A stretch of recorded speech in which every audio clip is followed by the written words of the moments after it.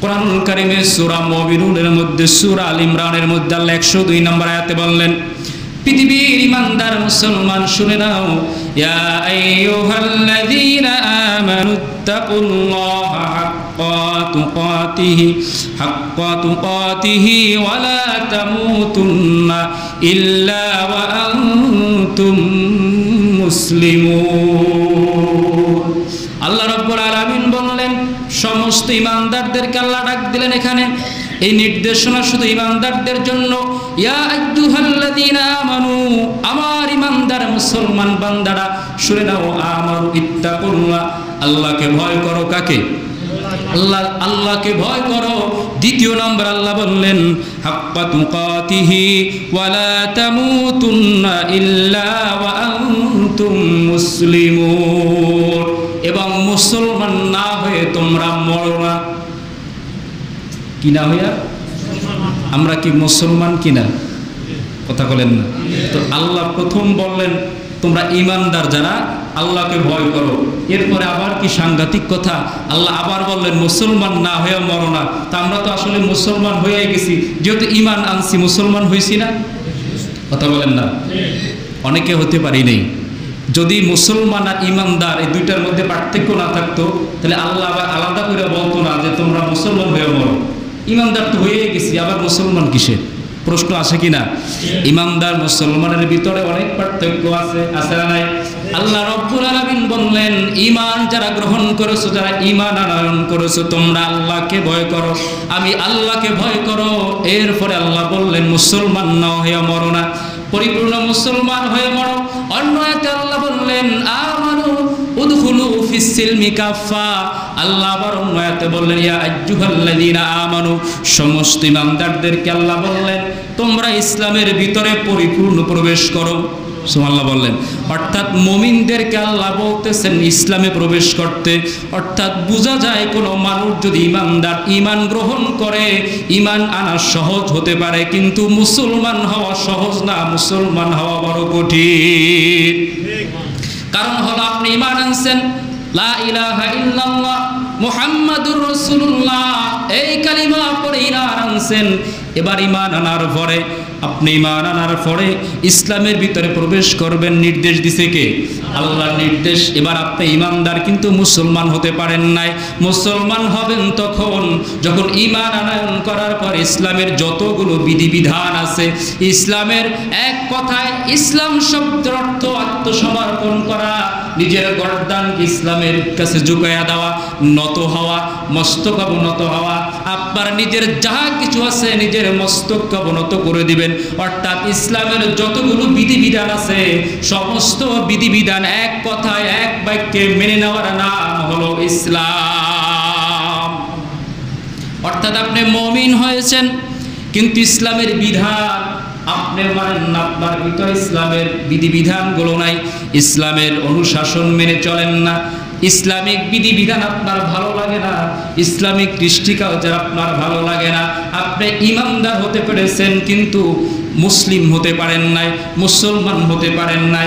এই জন্য আল্লাহ বললেন মুসলমানেরা শুনে নাও, ঈমানদারেরা শুনে নাও, তোমরা মুসলমান হওয়া না পর্যন্ত আমি আল্লাহ রাব্বুল আলামিন তোমাদেরকে বললাম তোমরা মুসলমান না হয়ে মরো না।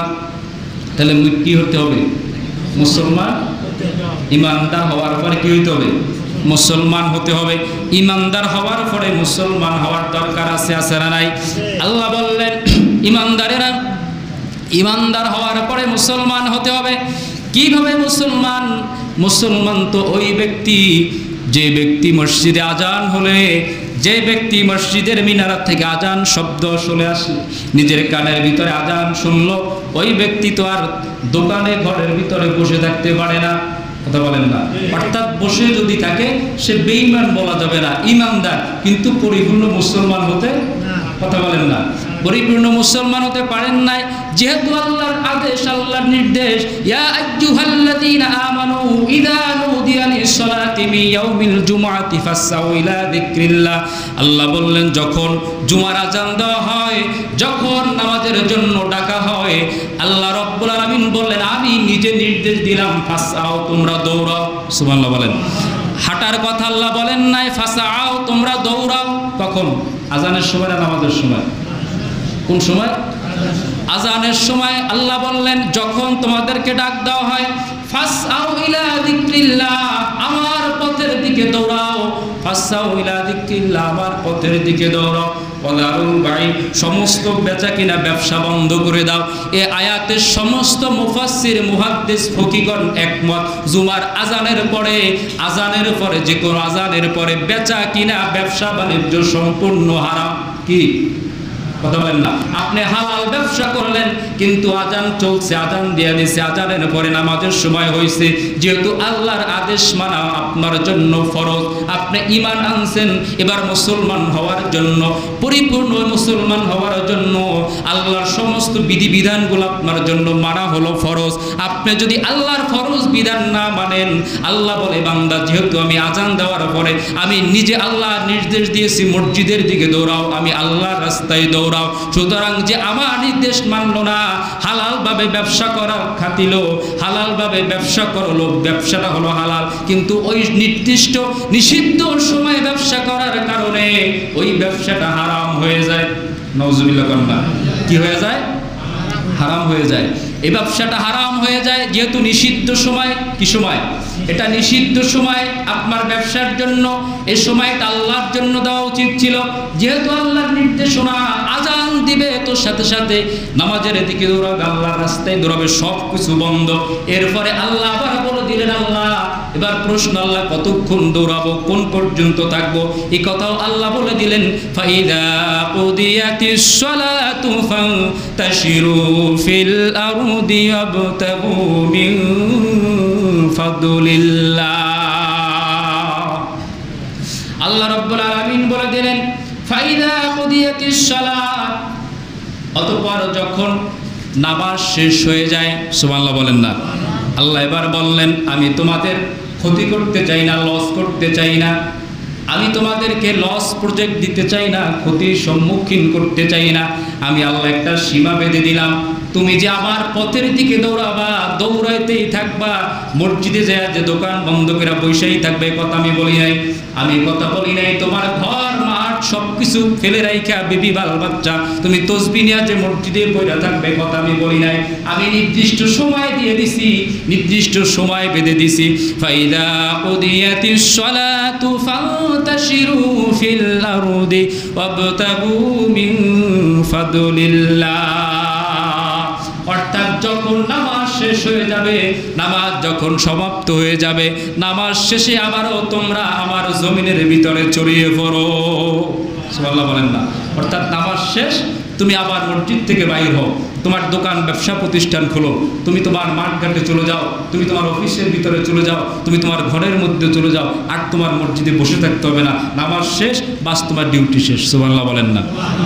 অর্থাৎ আল্লাহ বলে নাই যে তুমি লম্বা টাইম আমার জন্য মসজিদে যেয়ে বসে থাকো, অর্থাৎ যতটুক সময় দেওয়ার অতটুক সময় আমি আল্লাহকে তোমার দিতে হবে। যদি না দাও, আমি আল্লাহর প্রতি বেইনসাফি করলে, আমার প্রতি জুলুম করলে, আর আমার প্রতি জুলুম করার কারণে কবিরা গুনাহগার হলে এবং দুনিয়ার যে হালাল ব্যবসাটা ছিল, এই হালাল টাকাটা তুমি হারাম টাকায় পরিণত করে নিলা। নাউজুবিল্লাহ না। ব্যবসাটা ছিল হারাম, কিন্তু না জানার কারণে, না বোঝার কারণে, অতিরিক্ত মোহ আর লোভের কারণে আপনি হারাম বানায় নিলেন। নাউজুবিল্লাহ না। এবার 100 টাকার ভিতরে যদি 5 টাকা হালাল ঢুকে, পুরো 100 টাকা কি হয়ে গেল?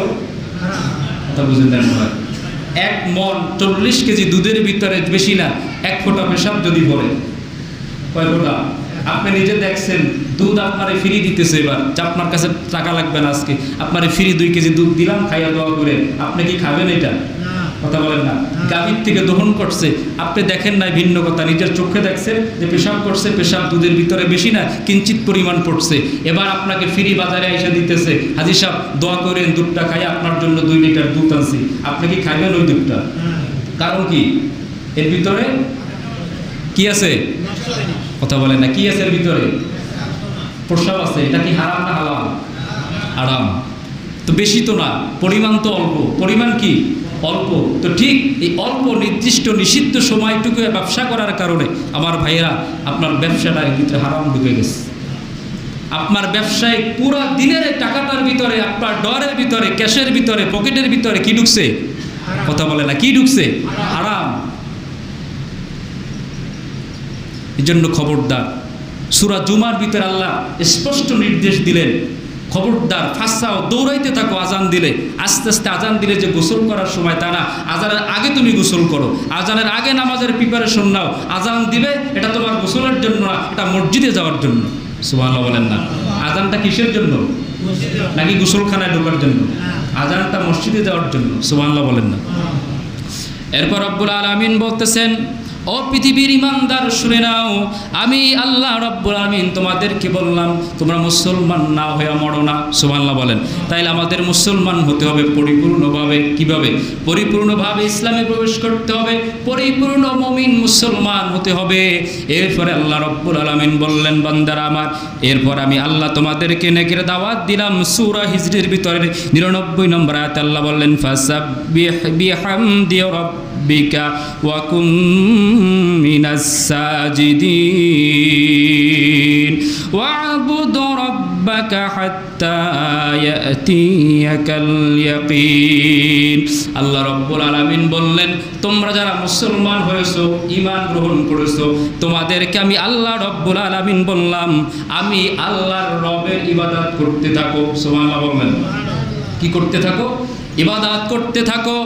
আমি আল্লাহ তোমাদেরকে নির্দেশ দিলাম, আমার ইবাদত করতে থাকো। কোন পর্যন্ত? কি পর্যন্ত? কোন সময়? শুধু মাহে রমজান মাস নাকি? শুধু মাহে রমজান মাস ইবাদত করবা, বাকি 11 মাস আমার জন্য। ইবাদতের কোনো সময় এটুকু তোমার নাই, ইবাদতের জন্য তোমার আর কোনো খবর নাই। আল্লাহ বললেন, ও বান্দা, আমি তোমাকে সময়ের কথা বলে দিলাম, কোন সময় পর্যন্ত ইবাদত করবে।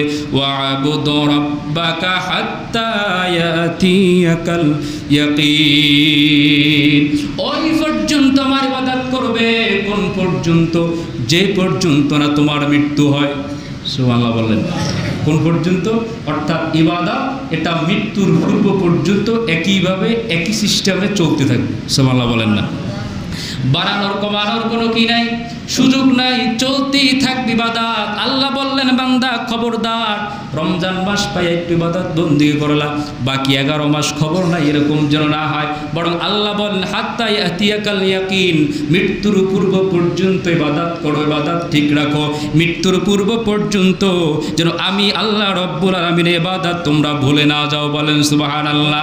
এবার আসেন মাহে রমাদান মাস, যে কথাটা গত জুমায় বলেছিলাম, মাহে রমাদান মাসে বেশি বেশি ইবাদত বন্দেগী আমরা যারা একেবারে না করেছে তারাও কম বেশি নামাজ পড়ছে, রোজা রাখছে, কথা বলেন না, দান সদকা করছে, কোরআন তেলাওয়াত করছে, পড়ার জন্য চেষ্টা করছে। যে পড়তে পারে না সেও একটু চেষ্টা করছে, করছে কি করে নাই। আল্লাহ এবার বললেন, বান্দারা আমার, এই মাহে রমাদান মাস যাওয়ার পরে যেন তোমরা আমি আল্লাহ ইবাদত থেকে গাফেল না হয়ে যাও, আমি আল্লাহকে যেন তোমরা ভুলে না যাও।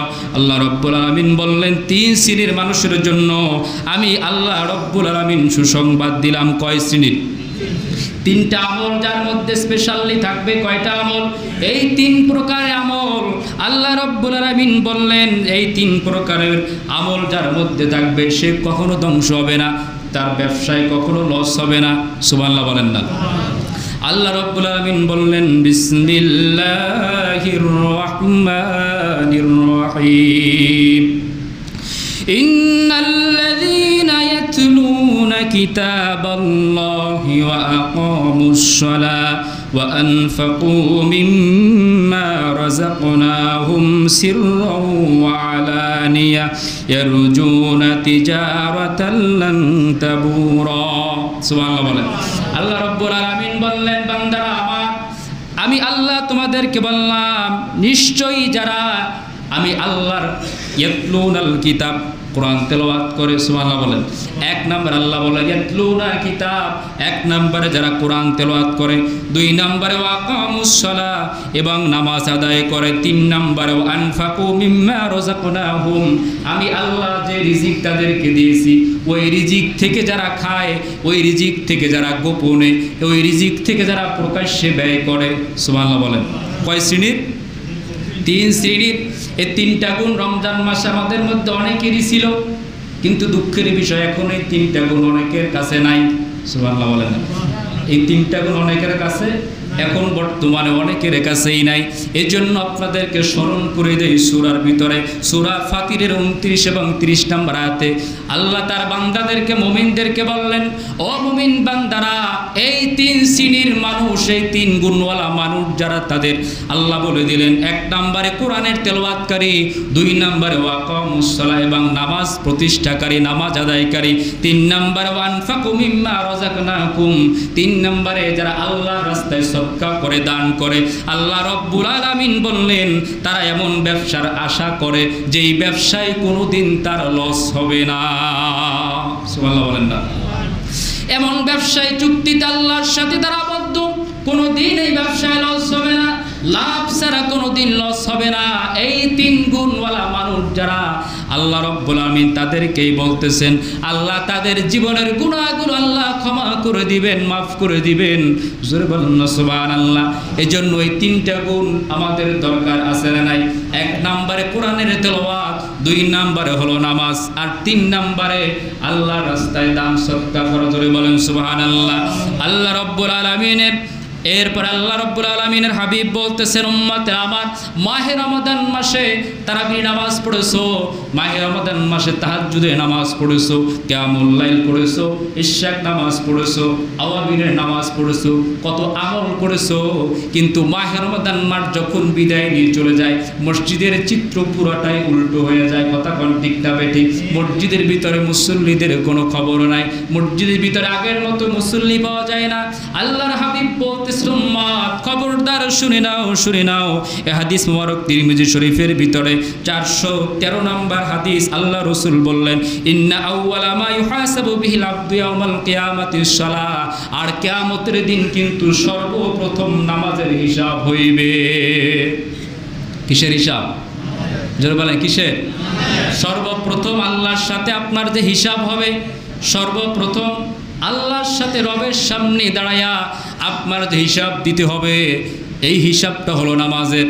কয়খানি সম্পদের মালিক ছিলেন, কতটুকু সম্পদ কিনছিলেন, আল্লাহ আপনার কাছে একটা বারের জন্য জিজ্ঞেস করবে না, জানতেও চাইবে না, দরকারও নাই। দুনিয়ায় তুমি কি ছিলা না ছিলা, আল্লাহর 1 সেকেন্ডের জন্য, একবারের জন্য প্রশ্ন করবে না।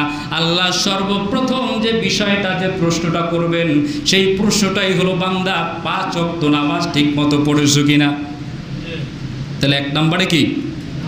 এজন্যই নামাজ যেন ত্যাগ না করি, নামাজ যেন ছেড়ে না দেয়। নামাজ হবে একাকী না, নামাজ হবে জামাতে? কিসে হবে? কথা বলেন না। না একা একা, সময় মতো নাকি নিজের মন মতো?